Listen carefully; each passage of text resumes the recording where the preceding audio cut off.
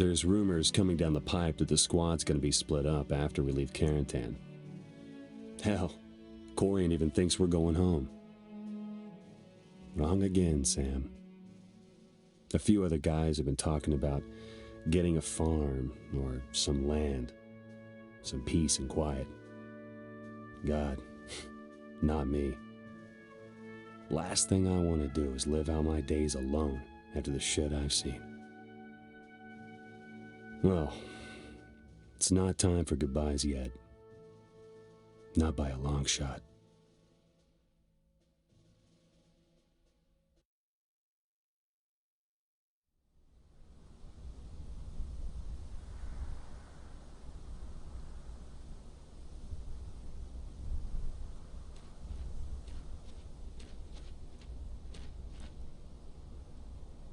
Why the hell did you bring back that busted piece of crap?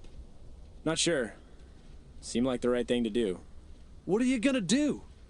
Bury it? I might. Knock off the chatter and fall in! Now, I'm not one for speeches, so I'll make this short. First, there's a Colonel Marshall here to interview some of you for General Eisenhower. Don't screw that up! Second, I've been in the Army a long time, and in some pretty good units. But in all that time, well, I just want to say you guys did good. We lost some good men, but at the same time, we sent a message to Hitler and his boys that we're coming for him, that his days are numbered. Now I've got a promotion to make. Sergeant Hartsock, front and center. Second squad needs a new leader, and the responsibility is now yours. So on these stripes, or I'll cite you for being out of uniform. Sergeant Baker! You know this isn't over, right? Hell of a thing we've been through these last 8 days. Welcome to the end of the beginning. Grab your gear, troopers! We've still got a war to fight! Third squad, you heard the man. Move out!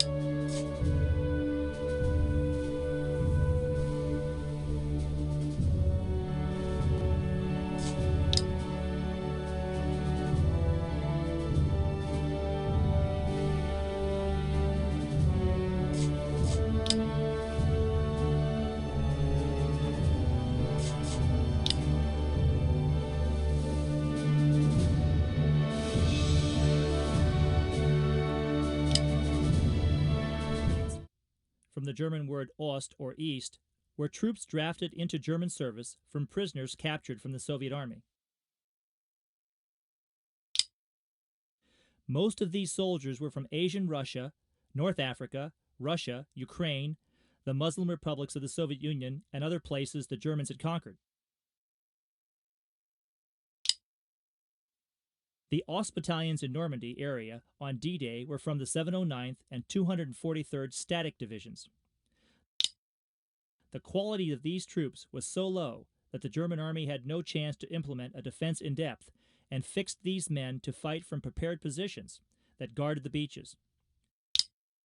The German strategy was to use the Ost battalions to defend from fixed positions, and German NCOs were ordered to shoot their own men if they tried to run away.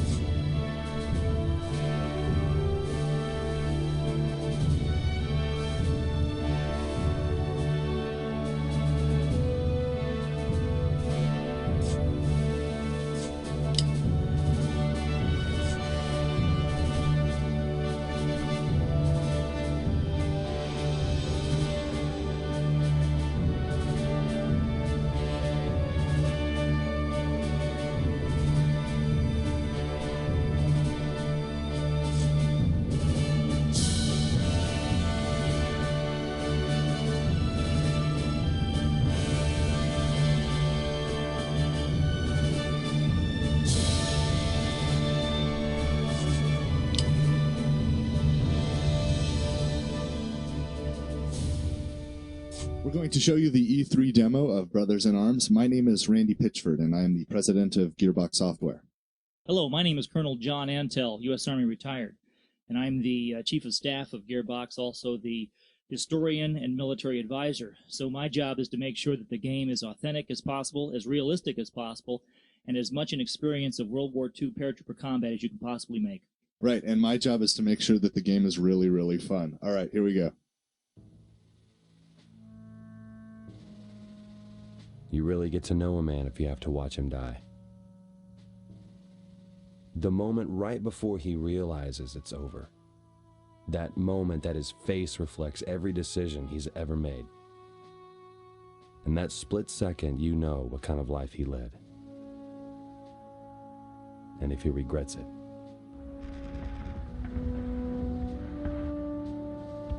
All right, look at this. This is Normandy in 1944. This is what it actually looked like. Check it out. You can actually go here today in Normandy, France, to this very spot, and you could look out over the city of Carentan. And it looks different. It's been 60 years, but a lot of it's still the same. That church, for example, is still there, and it looks exactly like that today. It's amazing. And this year is the 60th anniversary of D-Day, but if you go back there today and you look at this ground, you'll see that a lot of it hasn't changed. And the Gearbox team has spent a tremendous amount of time and energy to make this terrain and this battlefield the most authentic experience you'll find anywhere. Yeah, I like to joke that if you memorize the game, you could go to Normandy and become a tour guide. Look at this guy. Sarge, check this out. I picked up a BAR over at that crashed glider. That's Private Zanovich. He has a Browning automatic rifle. That's a light machine gun that's going to be very important to your tactics of fire and movement. Let me show you somebody else that's important. This guy, Lieutenant Colonel Cole. He's a real guy. Look him up on Lieutenant Colonel Cole. This man's a hero.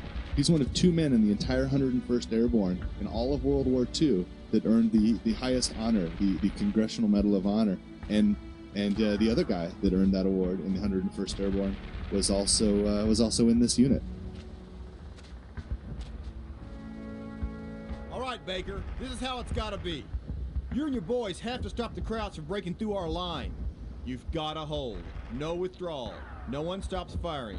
If you run out of ammo, fix bayonets. Just don't let the Germans break through. Fight to the last, or the Krauts will flank us, and it's over. Okay, I'm going to do that, but first I want to show you the assault team. Look at these guys. Now, as we've said, Brothers in Arms is based on a true story, and these soldiers are true to life. Hey, Sarge. How's it going? This is Corporal Corian. Corian's your assault team leader. He has a Thompson submachine gun. He uses that machine gun, which is very good for rapid fire at close ranges to close with and destroy the enemy. Look at him. Look at his eyes. Look at his face.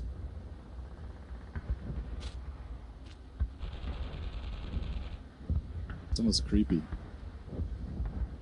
You okay, Sarge? All right. We spent a lot of time to try to create real people because as a squad leader, I make decisions that will affect their lives and their death, and those need to be important decisions. See, I've got my fire team over there and my assault team over there, and I'm their leader. I'm going to lead them. But first, you can see I've got a rifle in my hand, right? It's an action game. It's a first-person shooter, and I can fire this weapon by pulling the right trigger. Or with the mouse and keyboard, I press the left mouse button. I can also switch to another weapon, Thompson submachine gun. I can fire this weapon. I can switch between these 2 weapons, and I could swap them out for any weapon on the battlefield. It's kind of like, and it's as easy to play, but I can do something in Brothers in Arms that I cannot do in. I can lead my men. I can command them, and I do that very easily with the left trigger. I just hold the left trigger or the right mouse button on the PC, and this appears. And this icon is a 1-button context-sensitive command system, and it allows me to lead my men. If I put it on the ground, my order is move to that position. If I put it on an enemy, my order is to attack the enemy, and I could lead my assault team and my fire team using this system. So I'm going to order my fire team, represented by that horizontal line, to move up. My fire team can fire on and suppress the enemy, to pin the enemy down with suppressive fire. That's why they're called the fire team. Move up!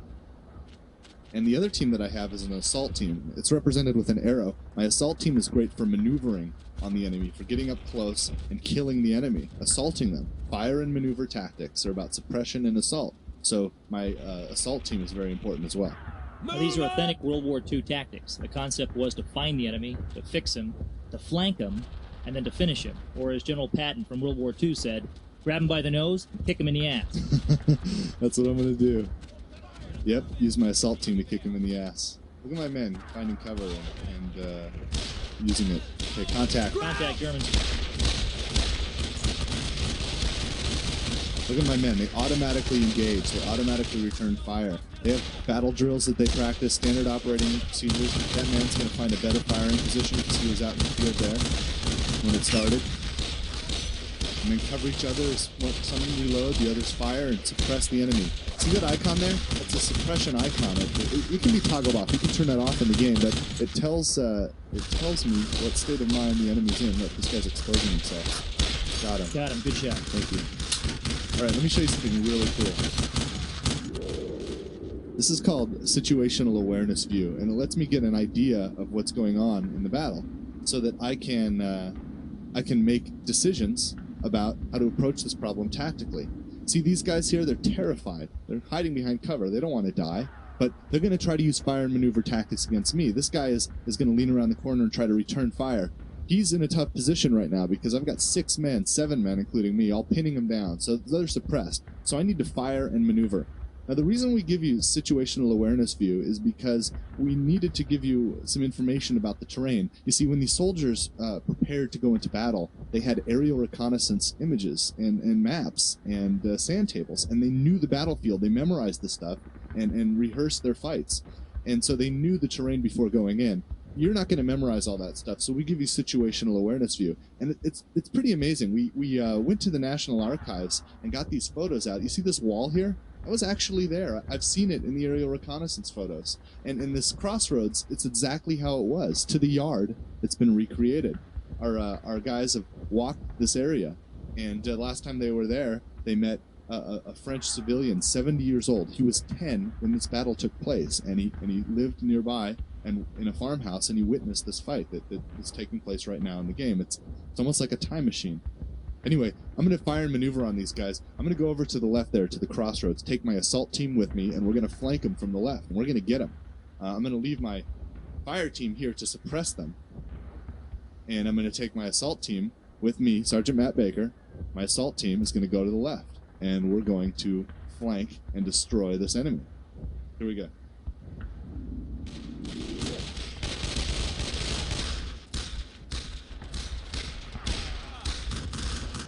First move to cover. Alright, we're going to move along this wall to the flank. Don't step on that.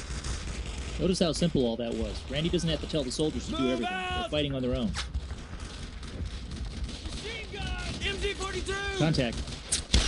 Hit him. Good shot. Good shot. You flanked him. Oh, wait a minute. There's contacts over here. I got a problem. Fire! Oh, shoot. Somebody's hitting. Looks like there's a machine gun up in that house there. Hold on, let me check the right flank over here because I think I'm gonna have to get out of here and go back to that right. If I go out in the open and that machine gun opens up on us, it's gonna kill us. Yeah, the Germans have shifted their defense, so you need to move to the right. Let's see if we can try to flank them the other way. Let's see if I can get these guys. You need to brute force this or flank them. Can't flank them left now. Too much open ground. Good shot.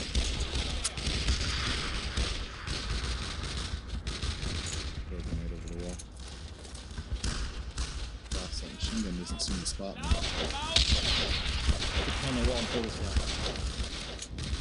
Oh, good shot. That's a successful flank. Good job. Here comes some more. You know, I'm gonna have to abandon this flank and go the other way. That machine gun's opening up. Yep. Okay. Those guys spotted me now. I'm gonna pull back and move to the right because that machine gun's gonna tear us out. Assault team, come with me. I issued the fall-in command. Okay, they're moving tactically like soldiers would. Yeah, covering each other, using cover where they find it. My base of fire team is still suppressing that enemy, pinning them down. Look, the Germans are maneuvering too. See that? They're using fire and maneuver tactics as well. I shifted to the right, so they're shifting to the right. We have a system we call situational AI, and it allows our designers to give the enemy's commands in the same way that I'm giving the allies' commands. It's neat stuff, and it allows the enemies to use fire and maneuver tactics against the player and his teams. All right, so this guy's dead. We're gonna cross the road here. Okay, it's a danger area. Be careful. I know, but we got to get across if we're gonna flank him from the right. Better than flanking from the left. Yeah, the machine gun can't get you from here, so you're probably better off. Let they cover each other. Go, go. Ooh, Obrisky got hit. Damn it! O'Brien's down! Yeah. He's hit! Okay, that man was killed because I crossed a danger area, kill zone, without properly suppressing the enemy first.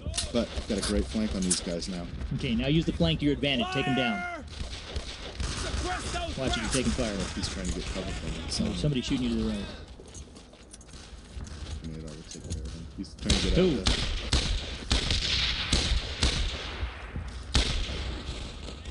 Got him. Good shot. Thank you. Look, he's checking on his buddy over there. He's dead, Sarge. All right. Ogreski didn't make it. He cares about his teammates, so he went and checked on him. I'm going to bring my assault team Move up, out! my fire team up, and we're going to make a move on this Move! house. I'm going to end this. This is high ground. That's this army view is how the invasion starts.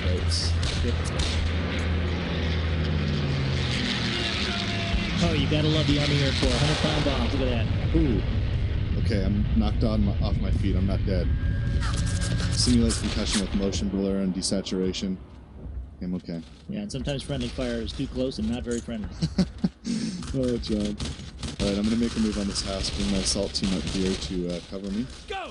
Go! Go! Assault rifle.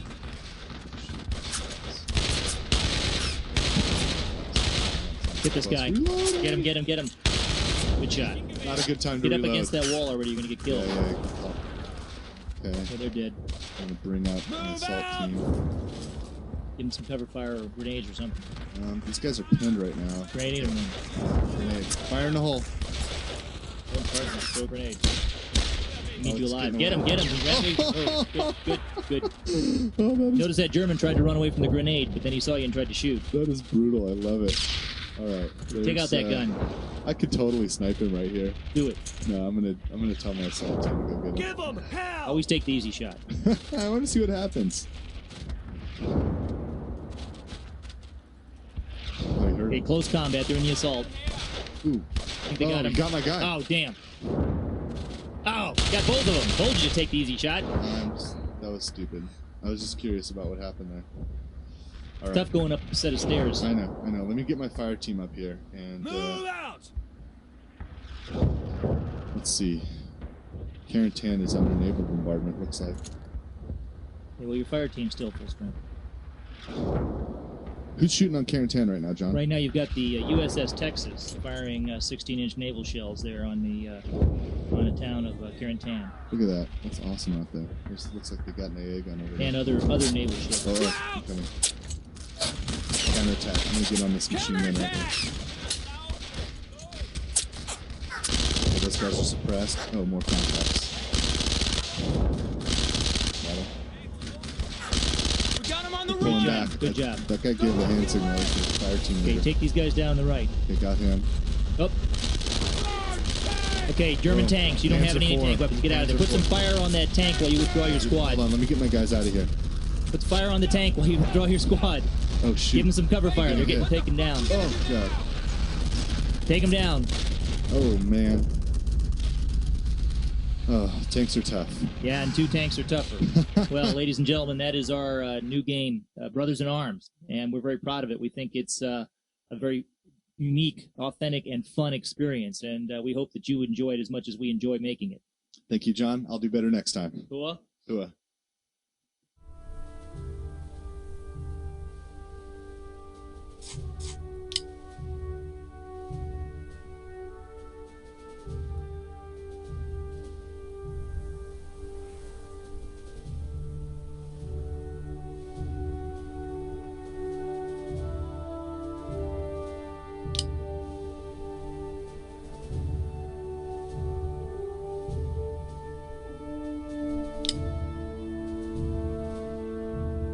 Panzer Grenadiers were some of Germany's toughest soldiers and could be counted on to have more equipment, ammunition, anti-tank weapons, and overall firepower than any other infantry force in the German army.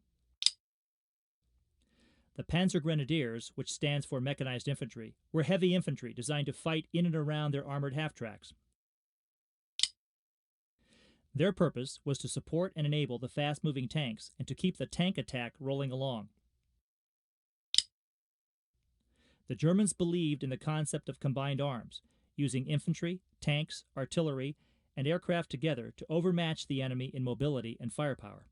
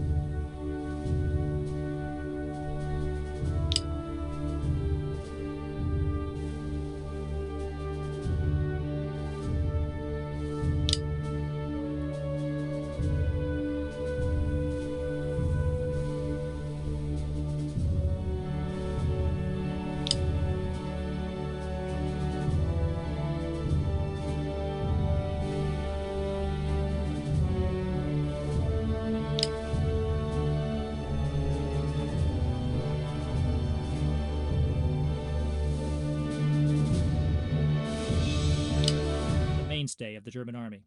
These soldiers were very dependable and much better trained, equipped, and disciplined than the Ost battalion troops. The infantry was organized into 9-man rifle squads, comprised of a sergeant, a 5-man rifle element, and a 3-man light machine gun team. In 1944, the German squad and its tactics revolved around the MG-42 machine gun. In the 101st Airborne Invasion area, the regular infantry were predominantly from the German 91st Infantry Division.